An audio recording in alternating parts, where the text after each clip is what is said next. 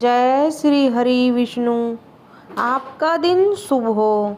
माघ मास का महात्म्य 7वां अध्याय चैप्टर 7 माघ पुराण की कथा। चित्रगुप्त ने उन दोनों के कर्मों की आलोचना करके दूतों से कहा कि बड़े भाई कुंडल को घोर नरक में डालो और दूसरे भाई विकुंडल को स्वर्ग में ले जाओ जहाँ उत्तम भोग है। तब एक दूत कुंडल को नरक में फेंकने के लिए गया और दूसरा दूत बड़ी नम्रता से कहने लगा कि हे विकुंडल, चलो तुम अच्छे कर्मों से स्वर्ग को प्राप्त होकर अनेक प्रकार के भोगों को भोगो। तब विकुंडल बड़े विस्मय के साथ मन में संशय धरकर दूत से कहने लगा कि हे यमदूत, मेरे मन में बड़ी भारी शंका उत्पन्न हुई है, अतएव मैं तुमसे कुछ पूछता हूँ।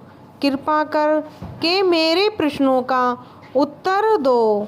हम दोनों भाई एक ही कुल में जन्मे हैं, एक जैसे ही कर्म करते रहे। दोनों भाइयों ने कभी कोई शुभ कार्य नहीं किया, फिर एक और नरक क्यों और दूसरा स्वर्ग किस कारण को गया है? मैंने अपने स्वर्ग में आने का कोई कारण नहीं देखा। तब यमदूत कहने लगा कि हे विकुंडल, माता पिता, पुत्र पत्नी, भाई बहन से सब संबंध जन्म के कारण होते हैं और जन्म कर्म को भोगने के लिए ही प्राप्त होता है। जिस प्रकार एक वृक्ष पर अनेक पक्षियों का आगमन होता है, उसी तरह इस संसार में पुत्र भाई माता पिता का भी संगम होता है। इनमें से जो जैसे जैसे कर्म करता है वैसे ही फल भोगता है। तुम्हारा भाई अपने पाप कर्मों से नरक में गया, तुम अपने पुण्य कर्म के कारण स्वर्ग में जा रहे हो।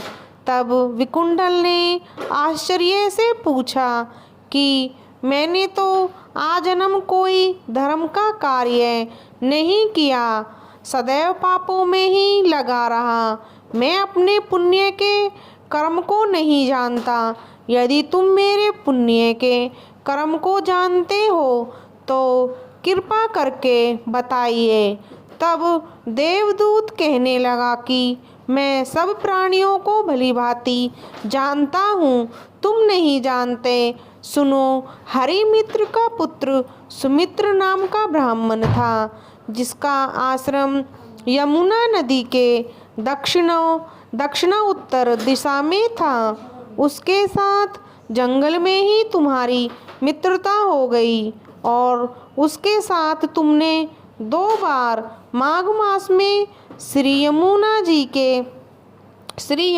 जी में स्नान किया था। पहली बार स्नान करने से तुम्हारे सब पाप नष्ट हो गए और दूसरी बार स्नान करने से तुमको स्वर्ग की प्राप्ति हुई। सो हे वैश्यवर, तुमने 2 बार माघ मास में स्नान किया, इसी के पुण्य के फल से तुमको स्वर्ग प्राप्त हुआ है और तुम्हारा भाई नरक को प्राप्त हुआ है। दत्तात्रेय जी कहने लगे कि इस प्रकार वह भाई के दुखों से अति दुखित होकर नम्रता पूर्वक मीठे वचनों से दूतों से कहने लगा कि हे दूतों, सज्जन पुरुषों के साथ साथ पग चलने से मित्रता हो जाती है और यह कल्याणकारी होती है। मित्र प्रेम की चिंता न करते हुए तुम मुझको इतना बताने की कृपा करो कि कौन कौन से कर्म से मनुष्य यमलोक को प्राप्त नहीं होता, क्योंकि तुम सर्वज्ञ हो। जय श्री हरि विष्णु।